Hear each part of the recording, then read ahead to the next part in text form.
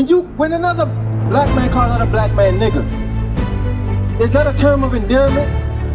Is that something that we should be happy to be called a nigga? Because guess what? When we was in slavery, they was calling us niggas. That was a derogatory term. That term to degrade us, to belittle us, because we are Israelites, princes that have power with God. Right. Check it out. That's what our name means. That's what it means to be an Israelite. Right.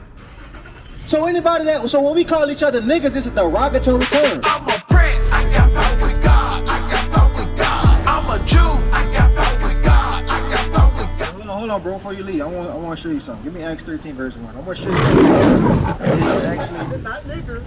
We're talking about niggas, which is also okay, we got to talk about niggas. And it's an Ethiopian word, bottom line, that means king and ruler. All right, let's see. Acts 13, verse 1. That's what it Read this. means. Acts. You agree with Israelites, right? The 12 tribes, not Jew like as No, in listen, Jew, that's not what I'm listening. I Jewish. want you to listen to what I'm asking you. Talk to me. Do you believe that these people on this side are the Israelites? 12 tribes of Israel, right? Yes. Okay, that's who we are, right? Oh, listen, you an Israelite, I'm an Israelite, right? Yes, brother. Okay. I don't want to be called nothing else but an Israelite. Because Israelite means prince that has power with God. Nigga don't have no power. Listen to this.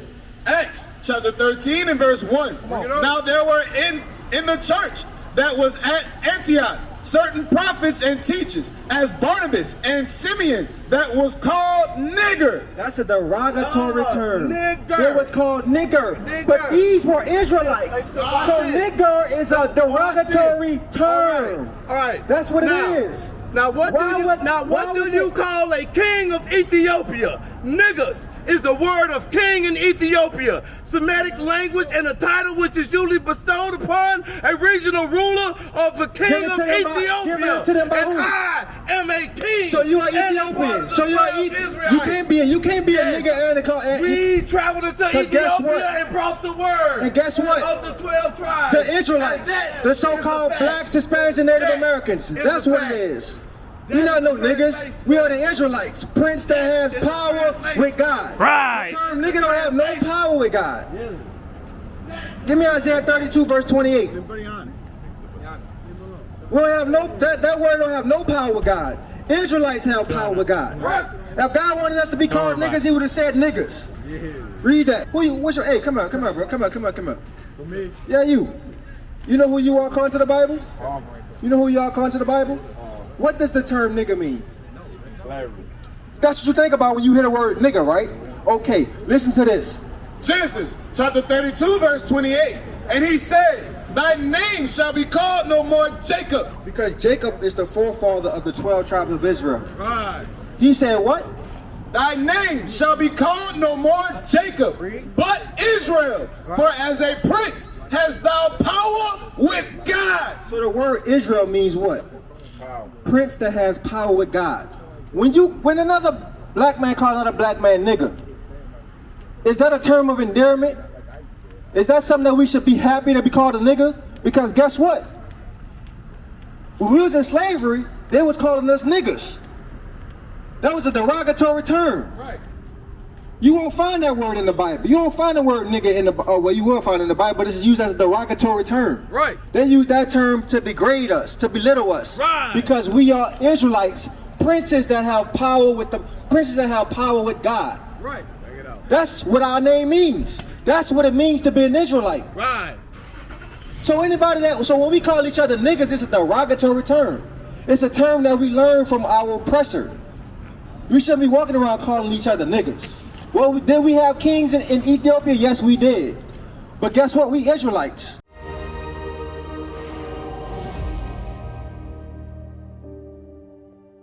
We need mercy. Even the brothers and sisters that have not even came into this gospel yet, that's out there doing all kinds of evil and wickedness, they need mercy.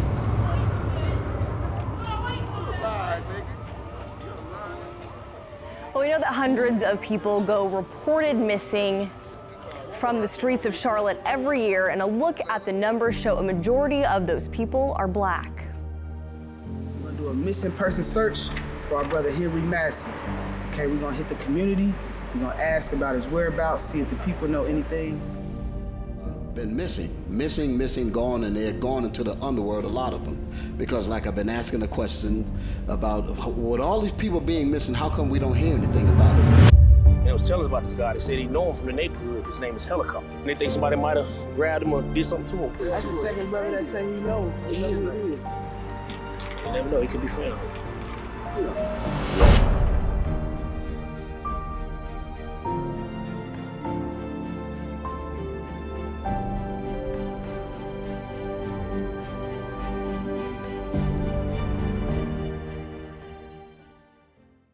The Ethiopians had our people in slavery. Cush, Right. his father was Ham. The Hamites had our ancestors in slavery. Right. This is who we are. We are the Israelites. Right. And because we broke God's commandments, slavery happened to our ancestors. Let me ask y'all a question. Y'all smoke? Y'all smoke weed? Y'all believe in God? Y'all believe that God gave you that body? Huh? What body? The body that you're standing in. You believe God gave you that body? How you think God feel about you defiling his body? If I gave you something that I built, and I say, look after this, hold this down for me, take care of this, and then I go and do all type of dirty and degrading things to it, how you think that's gonna make you feel? Huh? I'm asking a question. I want to hear what y'all got to say about that. How you gonna feel? So how you think God feel when he gives you something and you defile it? Read this. Read this. But guess what? That's going into what? Fornication. Bring it out. Sleeping with hoes. Bring it out. You still defiling your body, sleeping with woman to woman. You shouldn't be banging out all these different kind of women. What come with that? STDs? Right. What? Let me ask you something. Why was the condom created? To have protection. Why you need to have protection if you're only sleeping with one woman? Bring it out.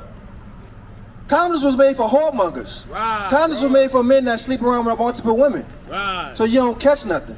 That's another trap that they made. Because guess what? What happens if that condom busts? You're going to have a child. And then what happens if that woman say, I want to keep my baby?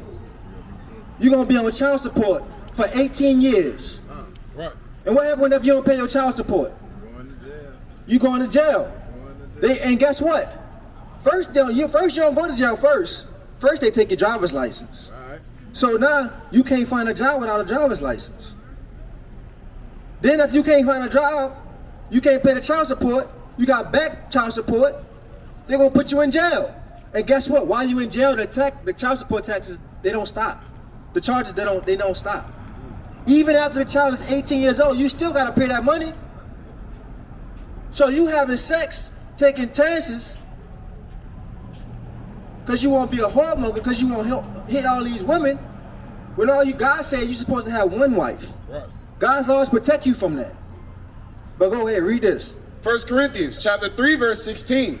Know ye not that ye are the temple of God? The same thing we read in 1 Corinthians 6 and 18, saying the same thing. You are the temple of God. God dwells in you. He's supposed to dwell in you. Read. And that the Spirit of God dwelleth in you. Read. If any man defile the temple of God, him shall God destroy. Now y'all might think that, how long y'all been smoking weed? A long time, right?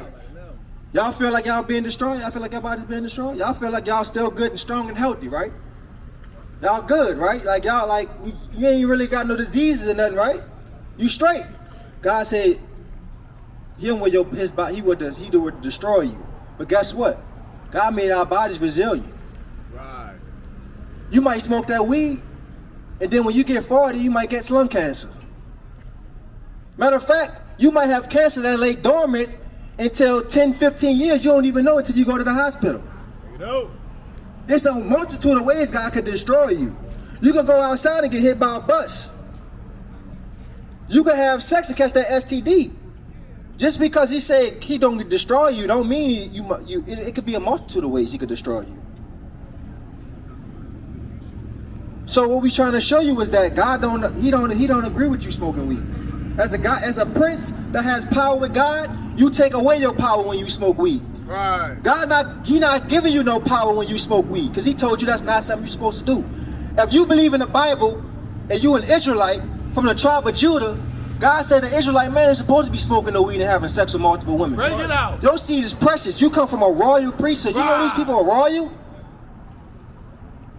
What the man was talking about in part was right. We was once kings and princes. But we was doing what God told us to do. Once we stopped doing that, this is what happened to us. This is what happened to us. Our power was taken. Let me ask you a question. How was 5 white men able to hold 100 black men in order without them taking over the plantation? Huh? They didn't have no spirit. They didn't have no power. God took it from us. Right. That's the point we're trying to show you. A prince that has power with God comes with stipulations. You got to be doing what God tells you to do in order to have that power. Right. If you ain't doing what he do, this what happened. He took our power away from us. Now we so distort and destroyed, now we don't even know who we are.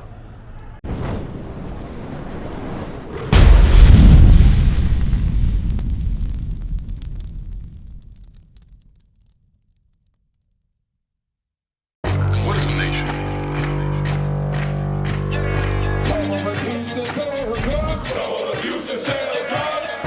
Nation is men leading by example.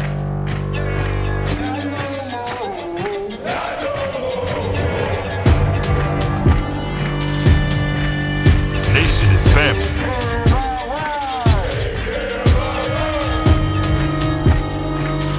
Nation is community.